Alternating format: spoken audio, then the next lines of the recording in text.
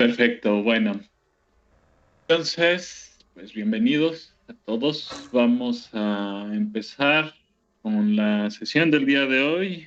Hace unos instantes ya les compartí la información que vamos a usar en el blog de notas, entonces para que, bueno, lo vayan sincronizando, lo vayan consultando y, bueno, mientras yo conecto todo lo que tenga que conectar, vamos a empezar con las dudas que tengan hasta el momento. Vamos a aprovechar conversión de unidades y lo que vimos la clase pasada, ¿no? De equilibrio.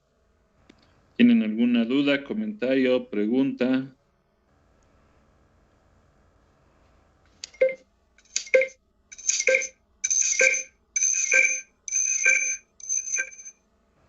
Sorry por eso, siempre se activa el audio. No, nada de nada, entonces.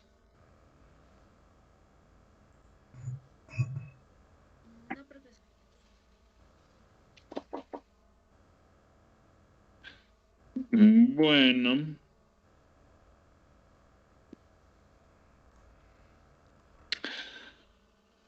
Entonces, con los dos, bueno, con lo que hemos visto hasta el momento, ya cubrimos lo que yo le llamo la parte de introducción como tal.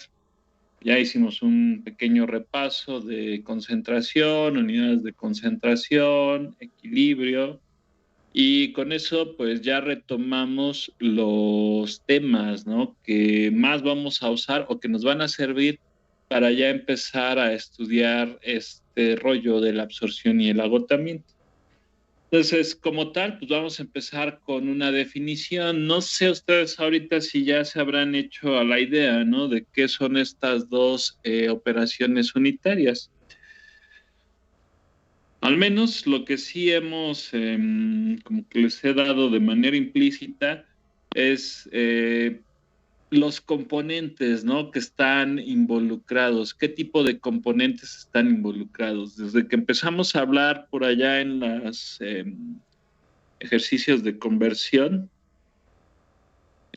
de unidades, pues luego hablábamos de que un líquido, bueno, que un componente de interés estaba disuelto en un líquido que íbamos a considerar como inerte, que incluso lo llamábamos así, líquido inerte, y luego ese líquido inerte, a pesar de que estaba formado por dos componentes, pues ahí hacíamos una serie de cálculos y consideraciones y al final terminábamos considerándolo como uno solo, ¿no?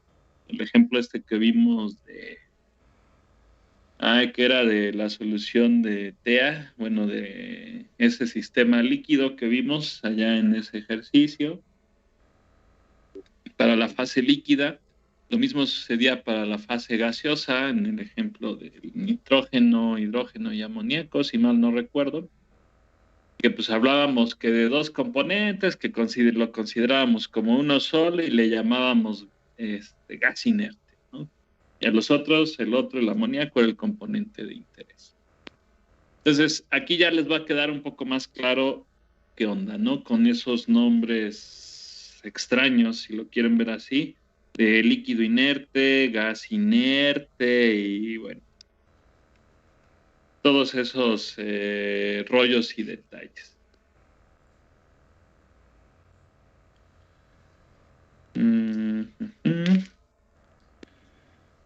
Permítanme un momento, está dando lata el lápiz que uso para apuntar y no quiere funcionar. No sé si sea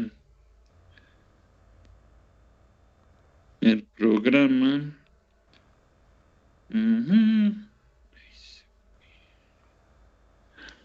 Bueno, sí es Microsoft, hay que acostumbrarse. Listo. Ok. Entonces, bueno, yo me imagino que ya han tenido ahí la oportunidad de ir leyendo. Nosotros obviamente vamos a empezar con absorción y lo que les iba a decir que obviamente ya nosotros sabemos que absorción es una operación unitaria. Perfecto. Ahora, ¿quién me dice que es una operación unitaria? ¿Quién da más? ¿Quién da menos? El que no implica una reacción química. Dicho de otra forma. Algo físico, no químico. Que solamente se puede, hace una, ¿cómo se dice? Un proceso físico, o sea que no es químico como los procesos unitarios. Ok. Proceso unitario es cuestión que involucra una reacción química. Operación unitaria es algo que involucra una transformación física, ¿no? Esa es tal vez la palabra que estaba buscando. Sí. Ok, perfecto. Eso es correcto, ¿no? Aunque le falta un poquito a esa definición como tal de operación unitaria. En el manual viene en la página 14, este primer párrafo, bueno, que sería el segundo más bien, pero el primero de este tema, aquí viene la definición completa de operación unitaria. Bueno, no lo voy a repetir así, no lo voy a leer tal cual, pero sí les voy a recalcar cosas importantes. ¿Cuál es una de las características de las operaciones unitarias? Los principios, por ejemplo, los principios que yo les voy a enseñar para absorción y agotamiento, aplican para cualquier sustancia que ustedes se les pueda ocurrir, siempre y cuando, obviamente, se esté llevando a cabo una operación de absorción o agotamiento. Entonces, no importa si yo tengo amoníaco, si yo tengo ácido sulfídrico, si yo tengo trióxido de azufre, si tengo cloroformo, no importa cuál sea la naturaleza del componente, el tratamiento, los principios básicos para su estudio son los mismos. Y lo mismo reza para condiciones, ¿no? De operación, presión y temperatura. Eso es normalmente a lo que se refiere aquí con características particulares del sistema. Entonces, eso es algo muy importante, ¿no? Y retomando en destilación, me imagino que ustedes vieron destilación de petróleo. ¿Cambiaba en algo cuando hablaban de destilación de petróleo y lo que hicieron en el laboratorio? Bueno, a ustedes a lo mejor no les tocó, pero lo que virtualmente hicieron en el laboratorio de destilar metanol disuelto en agua, el tratamiento fue el mismo, ¿no? Los principios fue el mismo. No sé si utilizaron, bueno, que utilicen en estos tiempos ahí en el laboratorio, si utilizaron McCabe, Thiel, si utilizaron Ponchón Savarit, estos métodos para encontrar el número de platos. No importaba, ¿no? Ni siquiera importaba ni la presión, ni la temperatura, ni los componentes. Ese es un factor, una característica muy importante de una operación unitaria. ¿Le damos? ¿Cuál es la otra característica importante? Y de ahí que se le llama unitaria. ¿Alguien tiene una idea?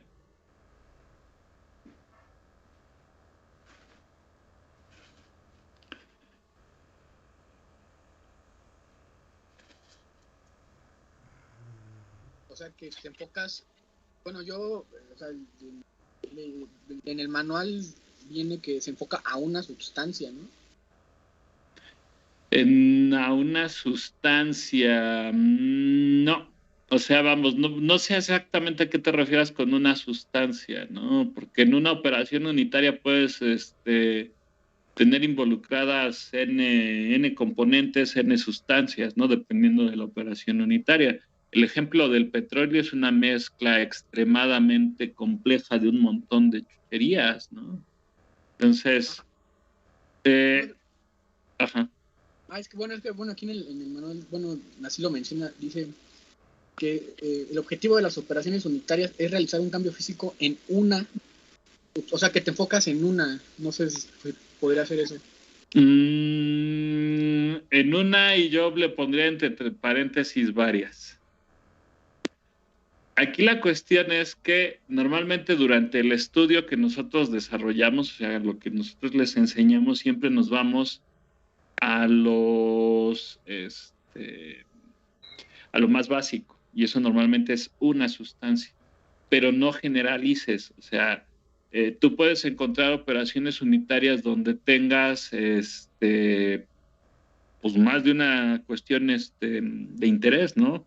Y bueno, los voy a cansar con el ejemplo del petróleo, pero ese es un ejemplo muy claro. Si tú al crudo lo empiezas a destilar, por arriba empiezan a salir los ligeros, que por ejemplo son las gasolinas.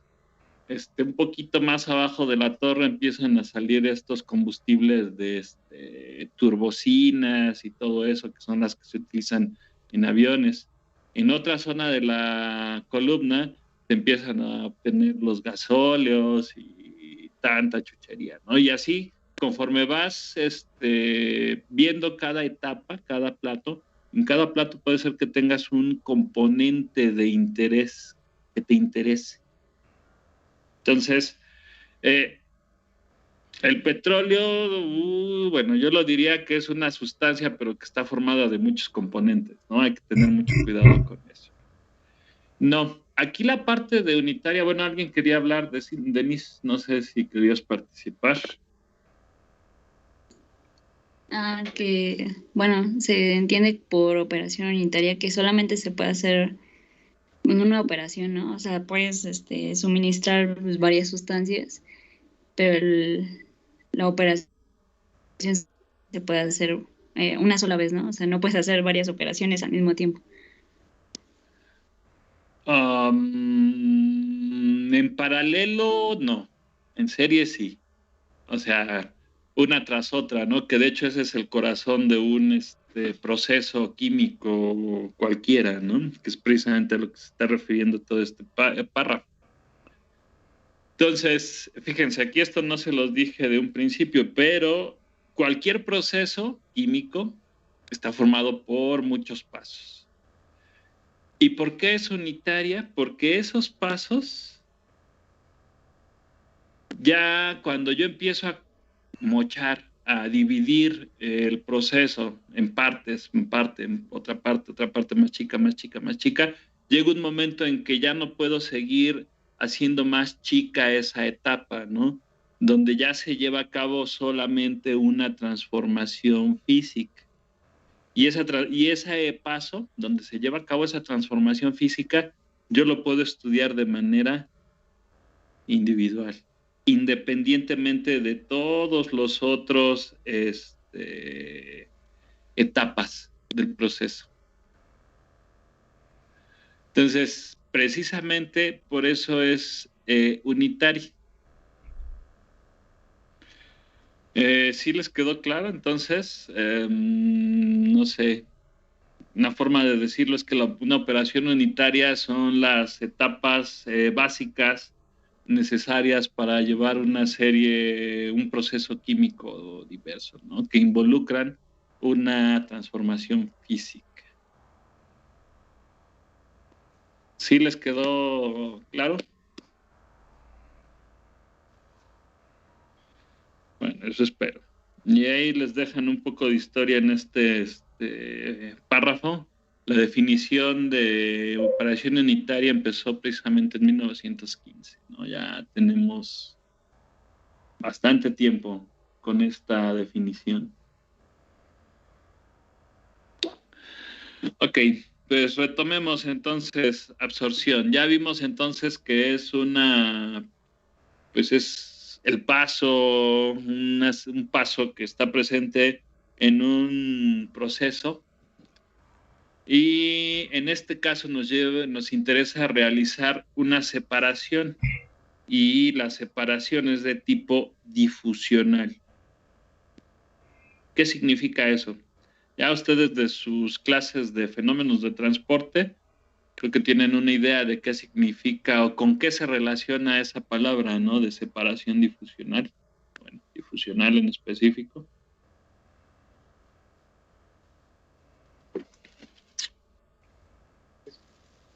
Es cuando, bueno, yo me acuerdo que era cuando donde había mayor concentración, hay una transferencia hacia donde hay menor concentración. Ok, entonces, ¿es transferencia de qué cosa? De masa. Correcto.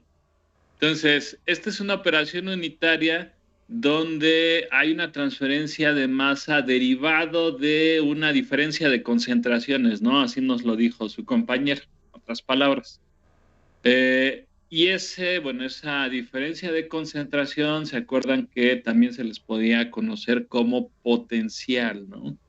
Donde existe un potencial a la transferencia de masa derivado de una diferencia de concentraciones. Ok. Y bueno, hay muchas operaciones de separación difusional, absorción y agotamiento no es la única. Ahorita de la primera que se me viene a la mente está también la separación líquido-líquido.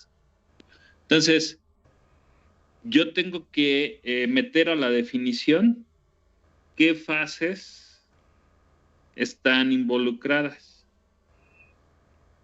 Y en este caso de absorción es líquido y un gas. Les decía líquido, de separación líquido-líquido, extracción líquido-líquido, su nombre lo dice, es entre un líquido y otro líquido. Su característica es que esos líquidos tienen que ser inmiscibles. Ok. ¿Cuál es su objetivo? Pues ya de una u otra forma lo hemos estado diciendo, ¿no? Separar. Y aquí, bueno, es precisamente lo que le comentaba a su compañero, ¿no? No necesariamente tienes un componente que te interese, puedes tener muchos o varios. Entonces, eso depende del proceso. Y bueno, si nosotros tenemos varios componentes, obviamente el estudio, el análisis de la operación pues, se complica, ¿no? Nosotros, por cuestiones de sencillez, nos vamos a quedar con un solo componente. Más adelante lo vamos a ver. Pero bueno, eso no significa que yo no pueda tener un sistema donde existan más de un componente de interés. Eso es muy importante. Y bueno, y aquí es donde vienen las cosas también distintivas, ¿no? Ahorita lo vamos a ir viendo. ¿Dónde debe de estar ese componente de interés? En el gas. ¿Hacia dónde se debe de ir? Hacia el líquido. Entonces, en el caso de absorción, yo quito un componente del gas utilizando como agente separante un líquido.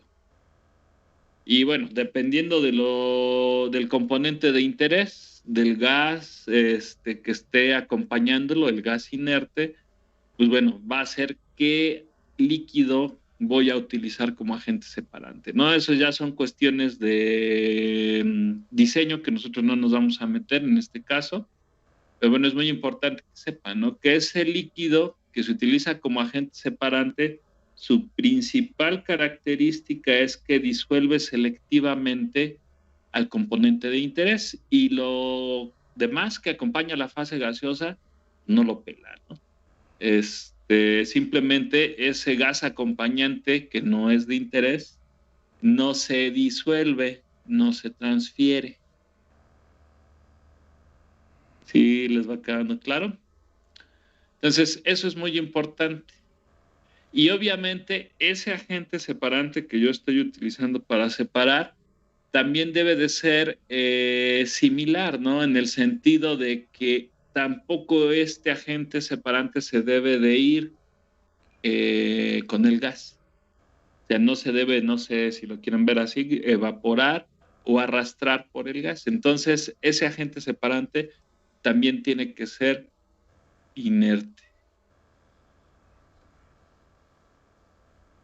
¿Sí entendieron? Sí, profe. Entonces, desde el punto de vista de absorción, y también agotamiento, ahorita lo vamos a ver, ¿qué significa que el gas o el líquido sean inertes? Que no puedan reaccionar entre ellos. Que no puedan reaccionar entre ellos, creo que alcancé a escuchar. ¿En qué momento hablé de reacción química?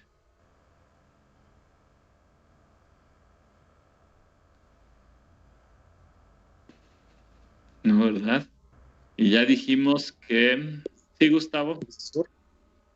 Se podría decir que, bueno, se consideran o se llaman como inertes, dado que no van a modificar nuestro componente A o nuestro componente que queremos separar.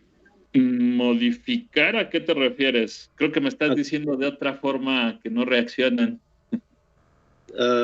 Bueno, sí, en parte de que sí, que no va a haber una reacción química a la cual el componente A se modifique, pero también dado que no va a haber una,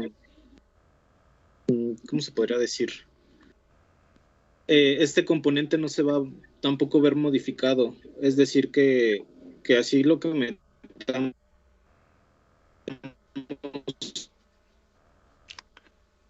salir de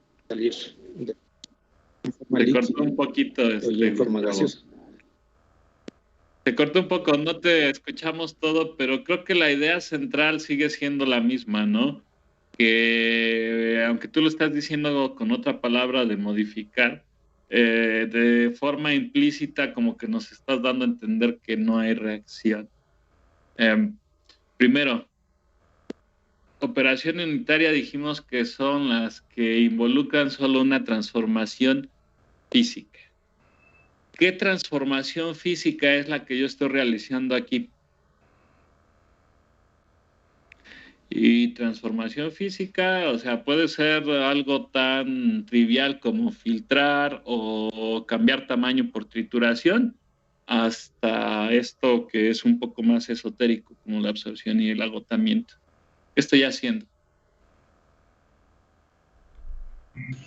Es un cambio de fase, ¿no, profesor? No. No es un cambio de fase propiamente visto desde el punto de vista termodinámico, no es un cambio de fase. Está separando los componentes. Correcto. Otra forma de decirlo, estoy transfiriendo un componente de una fase gaseosa a una fase líquida. Entonces, cuando yo hablo de que son inertes, estoy diciendo que no se transfieren de una fase a la otra. El gas inerte, esa es su característica. Ahorita no sé si lo captaron en la explicación que les estaba dando, la de la definición, ¿no? Una parte del gas no se disuelve o no se transfiere en el líquido. Y esa parte del gas es el gas inerte. ¿Por qué es inerte? Porque no se está transfiriendo a la fase gas. Lo único que se transfiere es el componente de interés. Eso es muy importante. ¿A dónde se transfiere o qué utilizo para separarlo?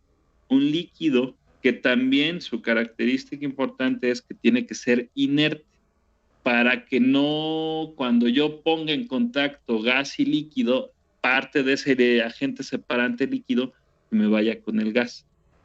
Entonces, es muy importante que se graben esto de que el gas y el líquido inerte más bien se refiere a que no se transfiere, o si lo quieren poner así, o se separa.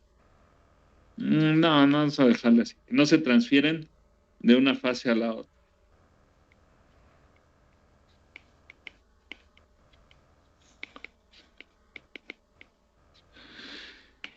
Esto es muy importante porque nos va a ayudar a simplificar nuestro balance de masa.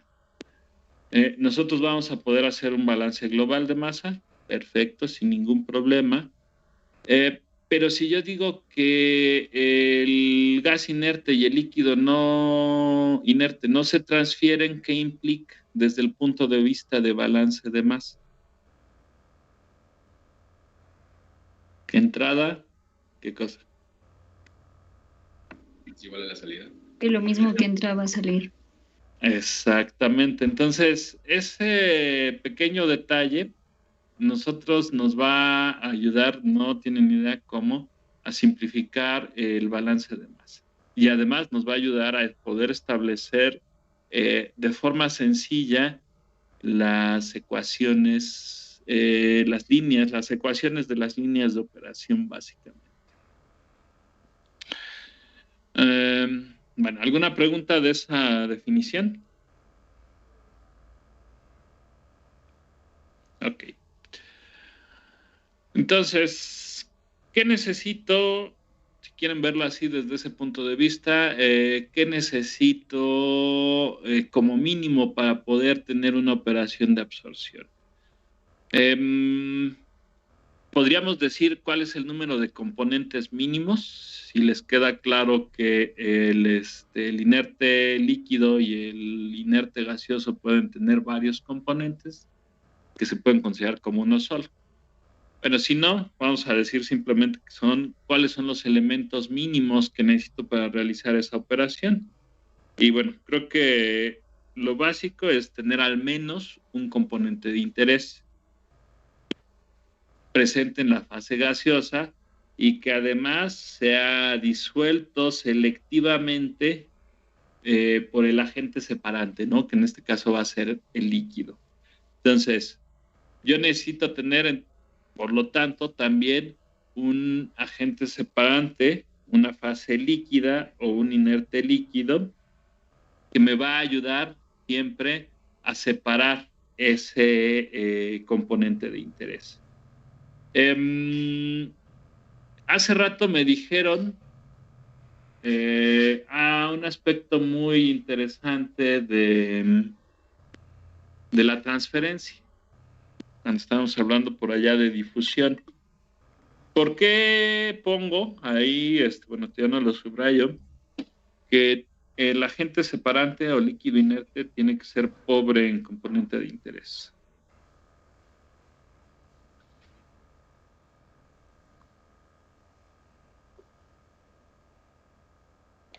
Para que haya un mayor gradiente de concentración. Ok, vamos a dejarlo mayor o menor, son términos relativos, simplemente vamos a dejarlo para que exista un gradiente de concentración. Porque si no existe ese gradiente de concentración, pues simple y sencillamente no voy a poder realizar la separación, ¿no?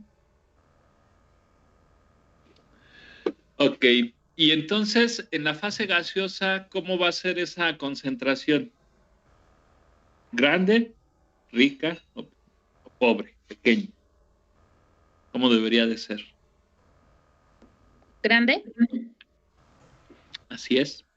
Entonces, de esa forma, yo alimento una fase gaseosa con mucha cantidad de A y una fase líquida con poca cantidad de componente de interés. Y simplemente por esa diferencia de concentraciones, yo ya voy a empezar a tener una transferencia de masa desde la fase gaseosa a la fase líquida. Y bueno, el componente de interés, pues obviamente no lo voy a alimentar puro. Esa es otra característica muy importante, ¿no? De estas operaciones de absorción y agotamiento.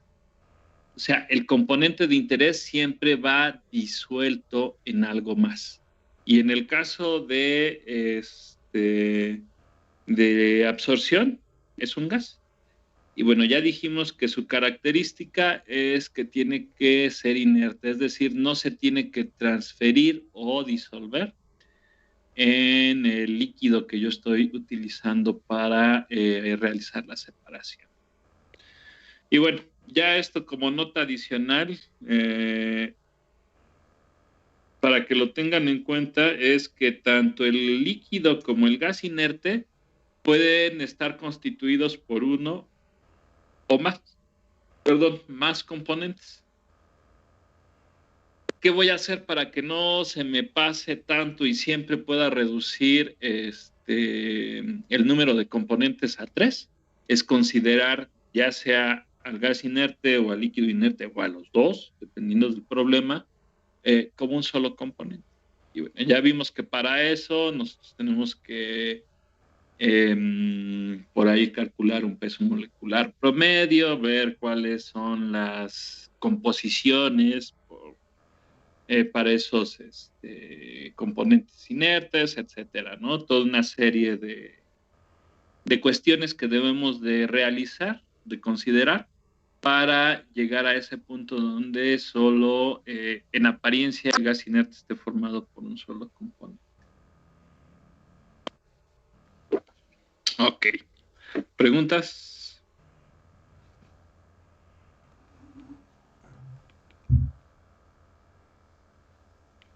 ¿Es necesario que la fase líquida tenga algo de A o no puede tener nada de A?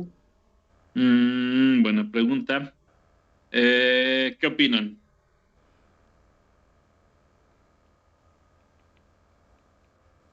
¿Cuál es la mínima cantidad de A que yo puedo alimentar? Sí podría tener cantidad de A, pero tiene que ser mínima a la del gas para que pueda haber un gradiente. Ok. Otra forma de plantear la pregunta que hizo su compañera es, ¿cuál es la mínima cantidad de A que podría alimentar?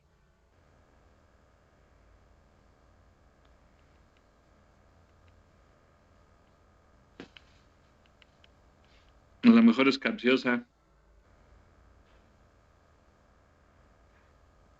Podría ser puro, ¿no? O sea, también. Puro, ¿a qué te refieres? ¿Quién podría ser puro? O sea, el líquido. O sea, bueno, lo que estoy alimentando para absorber el componente A puede o no llevar componente A. Exacto.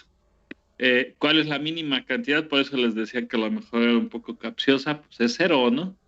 Efectivamente, no es necesario que el agente separante lleve componente de interés. De hecho, precisamente para mejorar ese gradiente, esa diferencia de concentraciones, lo mejor sería 0, ¿no? Pero pues no en todos los procesos se puede alimentar un líquido puro. ¿Por qué? Dependiendo de las propiedades físicas del líquido inerte y del componente que se está transfiriendo, yo normalmente en vez de tirar la fase líquida, por así decirlo, al caño, si es que ya no me interesa, pues no la puedo tirar, ¿no? Porque necesito cumplir regulaciones ambientales. Entonces la meto a un proceso de purificación y ahí tengo dos opciones, dependiendo de qué sea el agente separante. Si es algo caro, obviamente no lo voy a tirar. Y más si es algún orgánico o algo contaminante, pues no lo voy a tirar.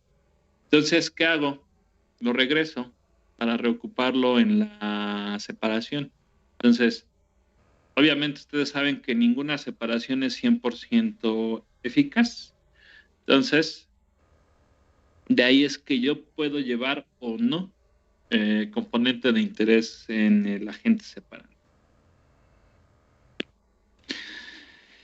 Ok. Y bueno, ya nada más para cerrar antes de pasar a otra cosa.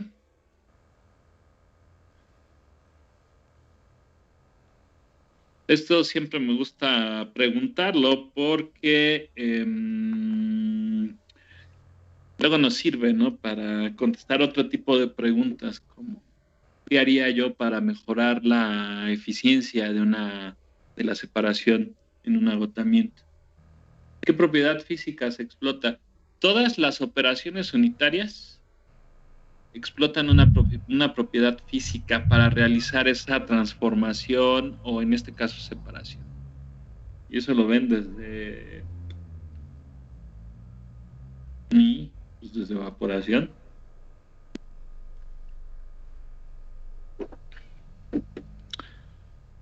Evaporación, ¿qué hace?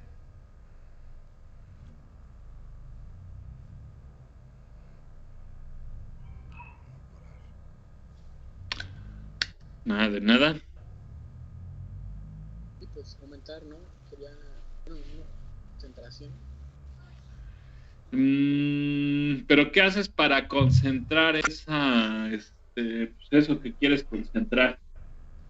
¿Qué haces con- Ajá. ¿Le quitamos solvente? Sí, ¿cómo le quitas el solvente? Metiendo Calentándolo. ebullición. Entonces, ¿qué propiedad física estás usando para quitarle el solvente? Temperatura. No alcanzo a escuchar. Temperatura. ¿Solubilidad? No sé si son mis bocinas que están chafas, pero bueno, casi no los escuché. Es el punto de ebullición. Esa es la propiedad física, así que nosotros vamos a utilizar para realizar esa separación.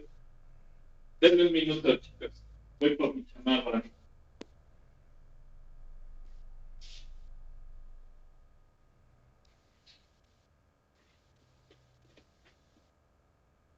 Que ya me dio frío. Ok.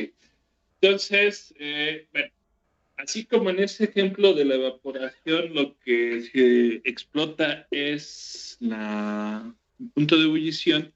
Aquí nosotros también estamos haciendo o explotando una propiedad física y bueno, está muy implícita, está, bueno, no muy casi clara cuál es esa propiedad física. Y de hecho, pues, con eso iniciamos el curso, ¿no? Casi. ¿Se les olvidó? La solubilidad. Así es. No fue de gratis que yo empezara con el repaso de concepto de solubilidad, porque precisamente esa es la propiedad física que se explota aquí para realizar la separación. Entonces, y es básicamente la solubilidad de un gas o vapor, como quieran verlo. Entonces, bueno, eso es muy importante, les decía, porque pues si yo modifico la solubilidad de un gas en una fase, pues voy a estar modificando la eficiencia de la separación, ¿no? Y de ahí fue que también les pusiera por ahí en una pregunta, ¿no? ¿Cómo afectan las condiciones de operación, se acuerdan? Presión y temperatura, a la solubilidad de un gas. ¿Se acuerdan o no se acuerdan?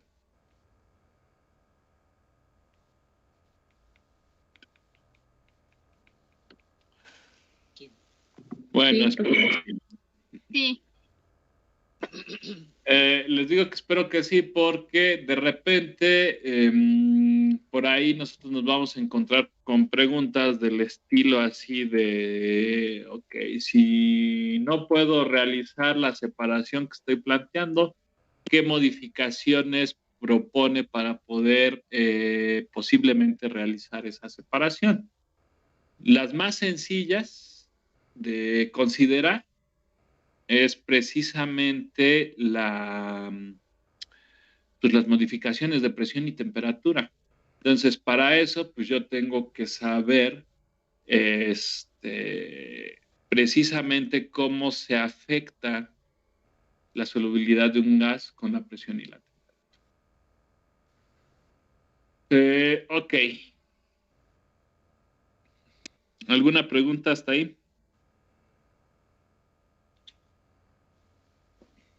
Bueno, sigamos entonces. Aquí en esta parte lo que les puse precisamente es ya cómo nosotros estaríamos alimentando estas fases que ya les comenté, ¿no? Que sería una fase líquida y una fase gaseosa. La fase gaseosa con alta concentración de componente de interés y la fase líquida con baja concentración o con muy poca cantidad de componente de interés. Y bueno, esas son importantes, tener ese tipo de concentraciones para que yo pueda, bueno, esa relación de concentraciones, si quieren verlo así, para que pueda realizar una operación de absorción, precisamente. Y bueno, aquí es nada más un ejemplo genérico, no me interesa si es una torre de platos, si es una torre de empacada, si es empaque aleatorio, si es empaque estructurado, etcétera. Eso no me interesa. Simplemente es un símbolo genérico, ¿no? La simbología genérica que normalmente utilizamos para representar este tipo de torres. ¿Qué más? La alimentación es a contracorriente. ¿Por qué? ¿Se acuerdan de eso, no? Las fases se alimentan en sentidos inversos.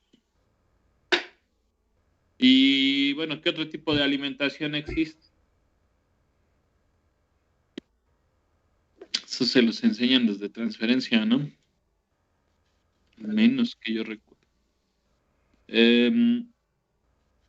No escuchamos, Juan.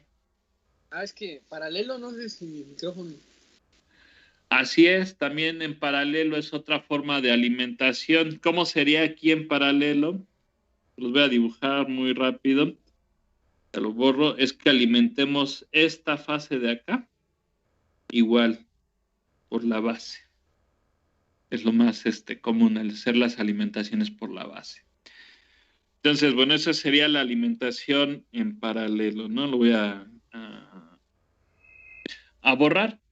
Pero, ¿qué creen? Nosotros nos vamos a quedar principalmente con alimentación en contracorriente. ¿Por qué? Podría ser que es la que nos da mayor transferencia de masa. Ok. Yo le quitaría el podría. Okay, sí. Y es efectivamente, las alimentaciones en contracorriente son las más eficientes y por lo tanto nos da una mejor transferencia en general de lo que sea, ¿no? Ustedes lo vieron en calor, nosotros lo vamos a ver aquí en masa y pues sí, efectivamente las transferencias son más eficientes. Y si la transferencia es más eficiente, la velocidad, eso se debe a que la velocidad de transferencia es más grande. Y bueno, ¿qué pasa con los equipos cuando pues, las transferencias son más eficientes o las velocidades de transferencia son más grandes? ¿Qué pasa con el tamaño del equipo? Es menor. Son más pequeños. Efectivamente, ¿no? Entonces, eso también es otra de las razones por las que nosotros nos vamos a quedar con alimentaciones en contracorriente. Ok. Y bueno, ya lo demás creo que es un poco intuitivo, ¿no? Si yo alimento esta fase gaseosa con una concentración alta, y yo se la voy a quitar parte de ese componente A con una fase líquida que trae poca cantidad de A, ¿cómo va a salir la fase gaseosa? ¿Va a ganar o va a perder? Va a perder, ¿no? Entonces va a salir empobrecida en componente A. Y eso que le estoy quitando a la fase gaseosa se va a ir a la fase líquida. Ok. Pero bueno, ¿qué tanto voy a transferir? Es decir, si yo alimento, vamos a poner 1 gramo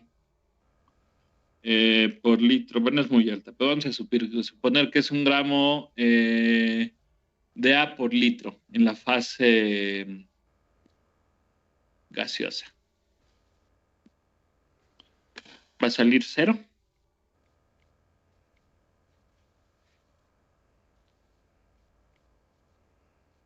¿Ustedes qué opinan? Creo que no. No, jamás, porque si no, eso sería el equivalente de violar la segunda ley de la termodinámica. O sea, no hay nada perfecto, no hay separaciones perfectas. Ups. Entonces, pues no. Obviamente esa cantidad que va a salir ahí va a depender pues de varios factores, pero principalmente de uno muy importante. Es decir, por eso precisamente es lo que les pregunto. O sea, ¿qué tanto voy a transferir? ¿Qué tanto le voy a poder quitar al gas? ¿Y qué tanto le voy a poder disolver a la fase líquida?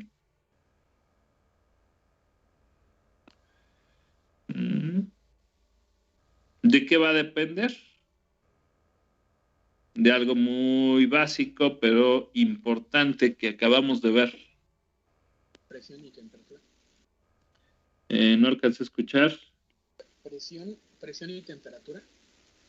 De manera indirecta, sí, de la presión y temperatura, y la presión y temperatura tienen una influencia directa sobre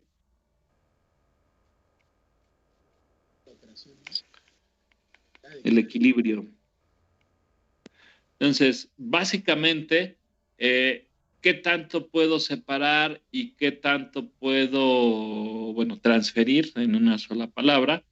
Pues va a depender del equilibrio, que a su vez el equilibrio depende de la presión y la temperatura, ¿no? Del sistema. Entonces, eso es muy importante. Y también pues me va a llevar a establecer, ¿no? Porque esto de pobre y rico es un término relativo, ¿no? ¿Qué tan pobre es pobre? ¿Qué tan rico es rico? Entonces, eso ya ponerle como que límites bien establecidos a esas cuestiones de qué tan poco puedo alimentar y qué tanto puedo transferir, van a estar determinados por la curva de equilibrio. Entonces, si se dan cuenta en la curva de equilibrio,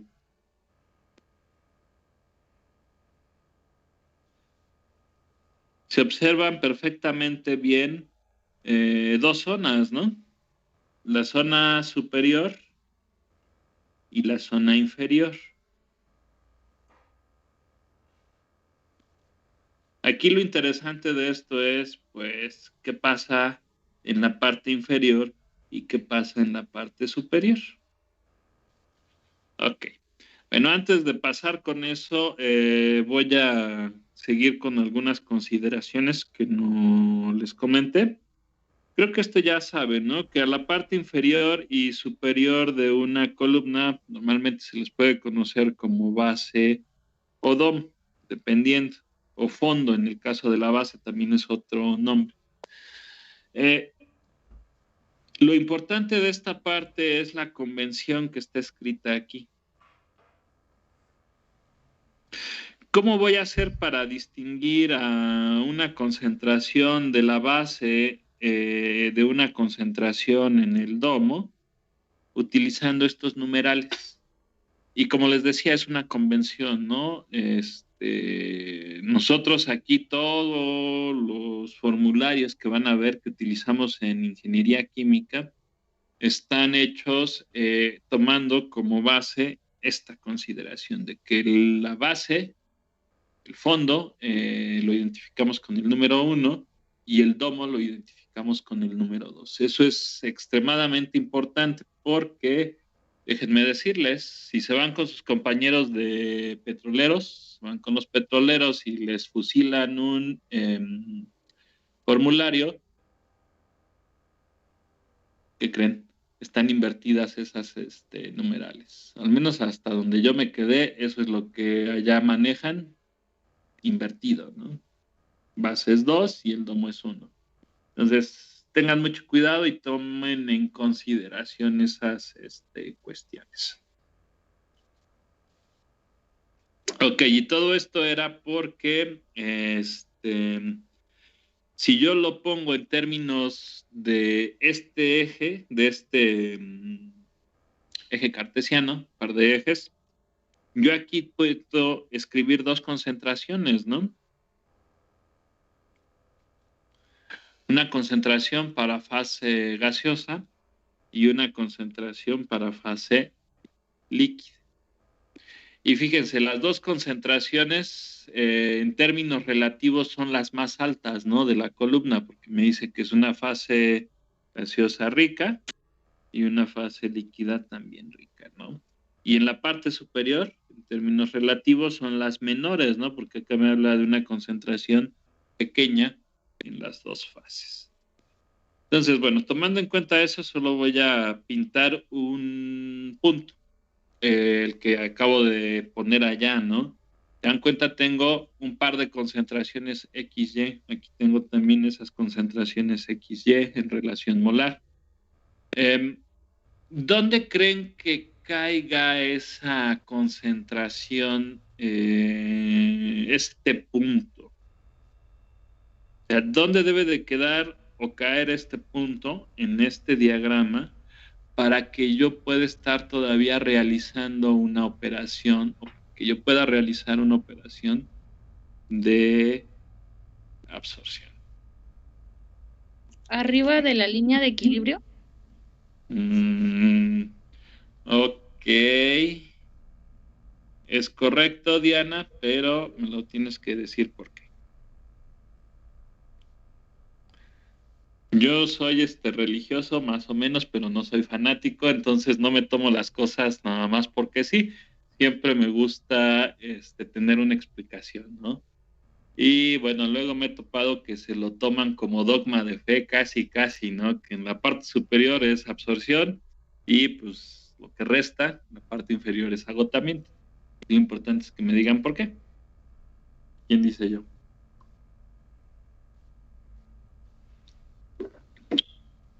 Porque la YA1 es la mayor y es la que está, pues, en la base de la columna. Ok. Mira, voy a hacer esto. Es una línea de referencia respecto a Y1. Entonces, si te das cuenta, en esa línea de referencia que podría ser la que representa Y1, pues está aquí y está acá. Sí, pero ya si sobrepasa la línea de equilibrio ya no tendría sentido la separación, ¿no? Todo depende de qué separación estés realizando.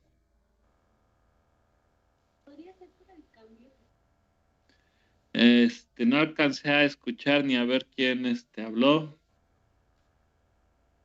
Que si podría ser el cambio que hay de gas a líquido.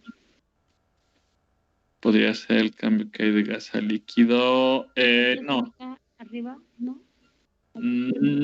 No, aquí, bueno, pinté esa línea para que ustedes se dieran cuenta qué le falta a esto. O sea, aquí nomás estoy representando una parte de la coordenada, ¿no?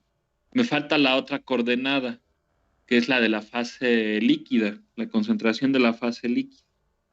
Entonces, bueno, una de sus compañeras ya nos dijo que la parte superior es la de agotamiento. Entonces voy a decir que la X1 que yo estoy sacando en esta columna, supongamos que cae ahí.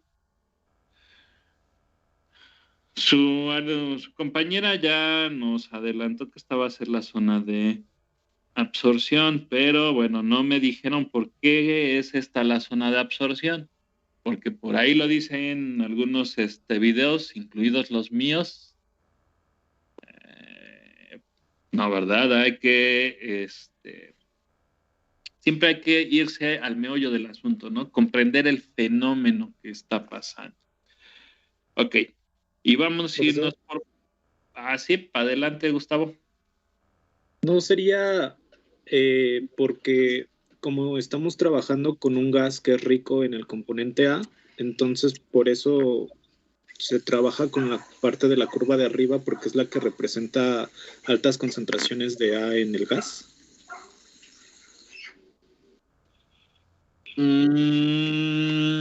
Eso es muy relativo, ¿no? Porque si tú te das cuenta, esta zona que les marqué aquí muy mal en azul, ¿desde dónde está delimitada?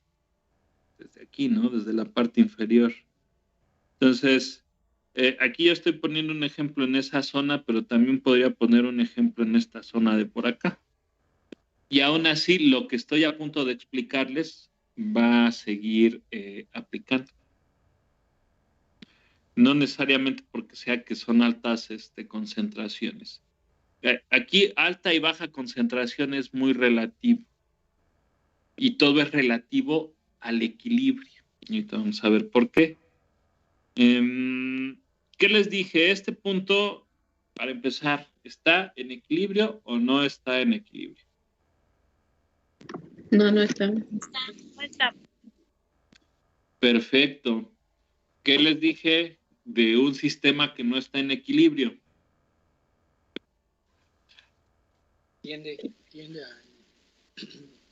Tiende al equilibrio, así es. Entonces, primero analicemos la fase gaseosa, la concentración de la fase gaseosa. De manera natural, ¿qué va a tender a hacer? ¿Así? A ver para arriba. No acercarse a la curva, ¿no? Muy bien. O sea, va a tender a disminuir hasta alcanzar una concentración de equilibrio. Obviamente esto es, tenemos en contacto dos fluidos, ¿no? Un líquido y un gas. Y lo que le quito en la fase gas, por definición estamos diciendo que lo estamos transfiriendo a una fase líquida. Entonces, la concentración del líquido va a aumentar y eso lo podemos ver claramente aquí. De manera natural, ¿cuál es la tendencia de la fase líquida? Aumentar, ¿no? Porque este punto va a tender a acercarse al equilibrio. ¿Qué tanto va a poder disolver esa fase líquida? O sea, no disuelve indefinidamente, ¿no? Todo tiene sus límites, límites de solubilidad, incluso se les conoce. Entonces, ¿qué tanto va a disolver esa fase líquida? Pues va a depender de el equilibrio. Entonces, quito de una fase gas y se la transfiero a una fase líquida. ¿Qué es por definición?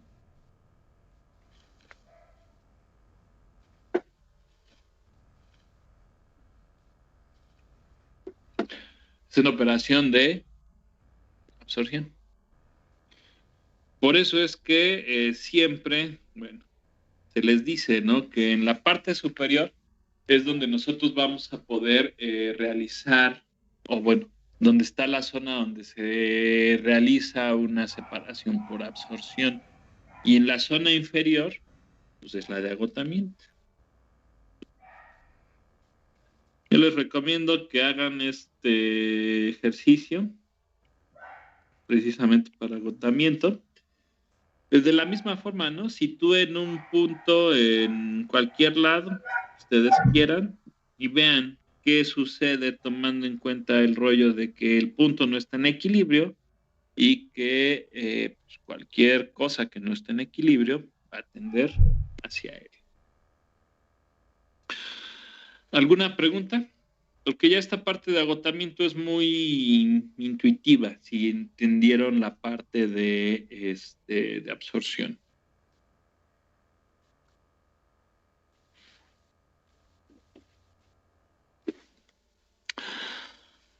Okay. Bueno, entonces, ¿qué es el agotamiento? Sigue siendo una operación de separación difusional, ¿sí? Sigue involucrando a una fase de gas y a una líquida, ¿sí? Si su objetivo sigue siendo separar uno o varios componentes, sí. La cuestión es dónde están presentes esos componentes de interés. En el caso de la absorción están presentes en el líquido. ¿Y qué voy a utilizar para quitarlos del líquido? Para separarlos del líquido. Una fase gas, que va a ser ahora mi agente separante. Y otra vez va a tener las características de ser un gas inerte. Y también debe de tener la característica que solo se lleve o solo arrastre al componente de interés de manera selectiva. Eso es muy importante porque esto es lo que me define el asunto de eso de los inertes, ¿no? Que lo único que se transfiere es el componente de interés en cualquier dirección, ya sea de fase gas a fase líquida o viceversa. Lo único que se transfiere es componente de interés. Entonces, si se dan cuenta, pues es lo mismo, ¿no? Casi, casi. ¿Qué cambia?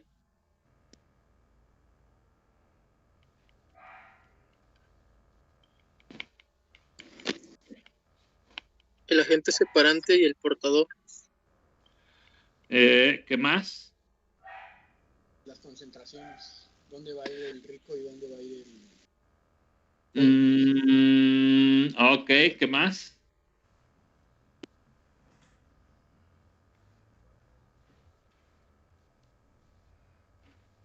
Podría ser el lugar en la torre de desorción por donde entra la fase líquida y el lugar por donde entra el otro.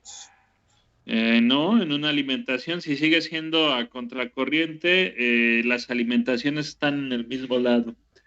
Lo que quería que me dijeran es que cambie el sentido de la transferencia. Si lo recuerdan, en la fase, la absorción, ¿cuál es el sentido de la transferencia? ¿De qué fase a qué fase? De la gaseosa al líquido. Exacto. Y en el agotamiento, el sentido de la transferencia es de la líquida a la gaseosa. Entonces, si se dan cuenta, y creo que desde aquí más o menos les puede quedar claro, yo un sistema en específico, pues lo puedo usar para, o sea, se pueden llevar a cabo las dos operaciones. Un ejemplo, no sé si ya lo estén usando en laboratorio, en sus clases virtuales, del amoníaco, aire y agua. Si ya les encargaron, no, creo que apenas esta semana están haciendo equipos, ¿no? Bueno, eventualmente les van a encargar que busquen datos de equilibrio. Y bueno, les van a decir, busquen datos de equilibrio para el sistema amoníaco, aire, agua. Ustedes los van a ir a encontrar, los van a buscar, encontrar, etcétera. Y pues ya, ¿no? Nada más van a encontrar esos datos de equilibrio. Los van a graficar y les va a dar algo parecido a lo que tenemos aquí ahorita. Entonces, ¿y qué creen? O sea, es lo mismo, es el mismo sistema aire, amoníaco, agua, el que se utiliza tanto en absorción como en agotamiento. ¿Qué va a definir qué tipo de operación se realiza? Una sola palabra.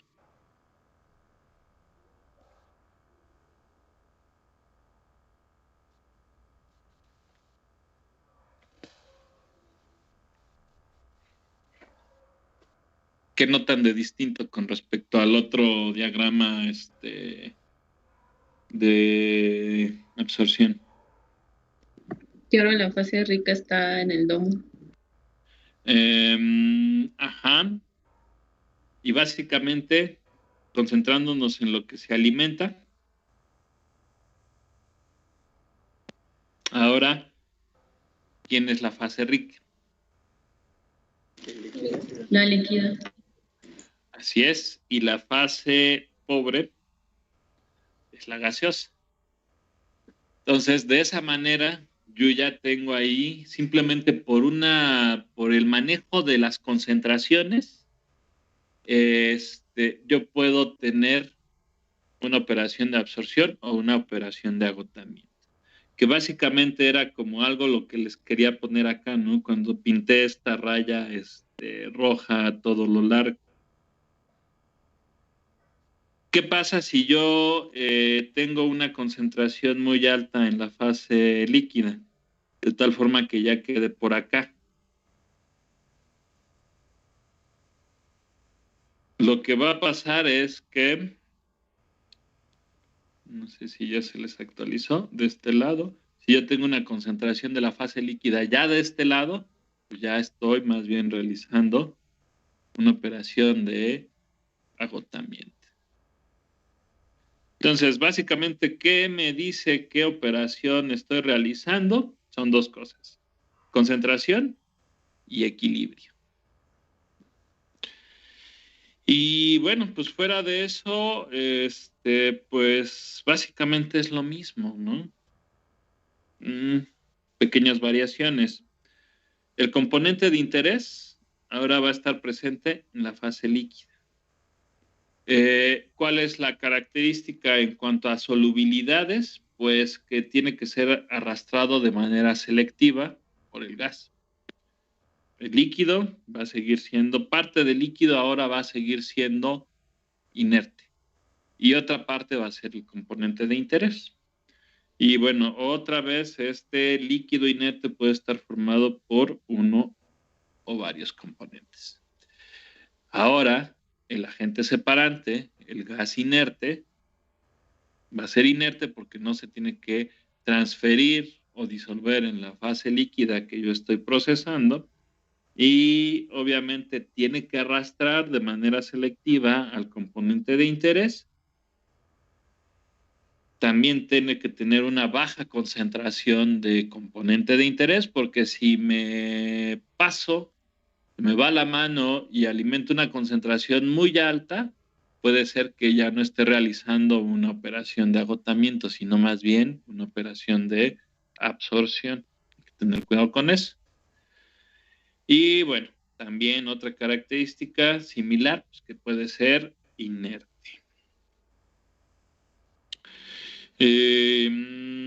Ok. ¿Preguntas?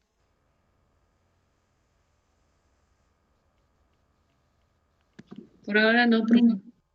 Ok. Bueno, se llevan, por hoy lo vamos a dejar hasta aquí. Se llevan como encargo que pues busquen aplicaciones industriales de estas dos operaciones unitarias, ¿no? La próxima clase las vamos a ver muy rápido, las vamos a discutir muy rápido. Si se pueden conseguir fotos, bueno, imágenes o cosas por el estilo que nos puedan compartir para que nos demos un quemón, pues adelante. Sin problema, todo el mundo creo que puede compartir pantalla. Bueno, si no, eso lo haremos en su debido momento. ¿Y qué otra cosa? Sí. Bueno, ya les puse más material aquí en el blog de notas, ¿no? Esta parte de simbología y clasificación de las operaciones es muy sencillo. De hecho, no me voy a detener tanto en explicarlo. Léanlo para que se den una idea muy genérica de qué tipos de torres existen, cómo están construidas. Las de platos ya las conocen. Aquí les puse un esquema de una torre empacada, que es donde nos vamos a centrar.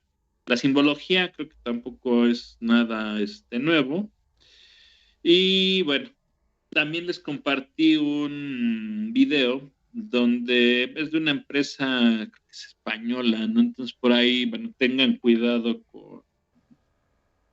con alguno que otro término que se maneja. Ya ven que, bueno, yo siempre antes decía, ¿por qué dicen que hablo mexicano y no español, no? Si todos hablan español. Bueno, muchas cosas que utilizan cosas, términos distintos o se refieren a cosas distintas con el mismo término. Entonces, tengan cuidado con eso. Y este video habla precisamente más que nada de equipos para absorción, ¿no? Que de manera cotidiana, común, se les conoce como lavadores de gases. De hecho, otra forma de referirse a la absorción es precisamente como lavado de gases. Entonces, bueno, eso se los dejo para que lo lean, vean el video y también vayan leyendo, a manera de adelanto, el balance de masa. Esta parte del balance de masa sí se los voy a explicar con detenimiento la próxima clase. Allá hay un par de videos que, bueno, hay que entender primero la parte superior para que entiendan esos videos. De todos modos, se los voy a explicar toda esta parte del balance. No está de más que le echen un ojo para que se vayan familiarizando. Bueno, no sé si tienen algún comentario, detalle o algo por el estilo. No, profe, todo bien. No, profesor. Ok, pues bueno, entonces de mi parte por hoy sería todo y nos vemos la próxima sesión. Hasta luego, profe, gracias. Gracias, profesor. Hasta luego. Hasta luego. Gracias por el fin, hasta luego. Adiós, profe. Gracias, profe.